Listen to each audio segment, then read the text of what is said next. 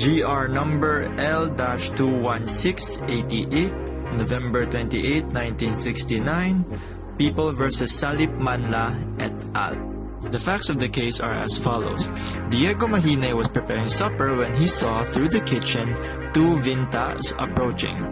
Thinking that the new arrivals were fishermen and realizing that he had no sufficient viands for that evening, Diego Mahinay stepped out of the kitchen through the rear door of the residence and proceeded to meet the men in the vintas.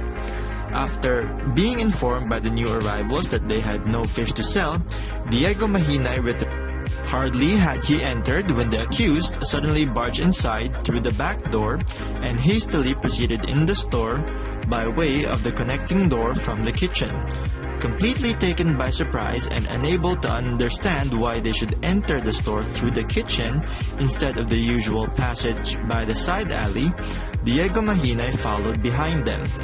When he reached the door connecting the kitchen to the store, he saw the accused fire his carbine at the storekeeper. The result was fatal. The rest of the accused companions then began breaking the store shelves and looting the contents thereof. Diego Mahinay doubled back to seek a hiding place. He squeezed himself into the small space separating the floor of the store from that of the kitchen, and remained there until after the looters had left the premises. The court of first instance convicted them of the crime of robbery in band with homicide and sentenced each and every one of them to suffer the penalty of death, hence this review. The issue in this case is whether or not Article 295 is applicable in this case. The court ruled that no. In automatically imposing the death penalty, the trial court appears to be under the impression that in every case of robbery with homicide committed by a band, with the perpetrators thereof armed with unlicensed firearms, there is no alternative but to impose the death penalty. It is not accurate to say that because the crime of robbery with homicide is committed by a band whose members are armed with unlicensed firearms, there is no more need to inquire into the attendant aggravating and mitigating circumstances in order to determine the penalty imposable, and that the trial court has no choice but to impose the supreme penalty.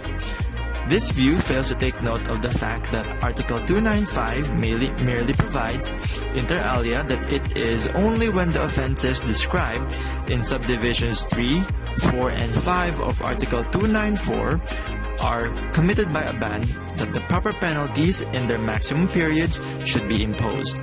Article 295 is inapplicable to robbery with homicide, rape, intentional mutilation, and lesiones graves, resulting in insanity, imbecility, impotency, or blindness.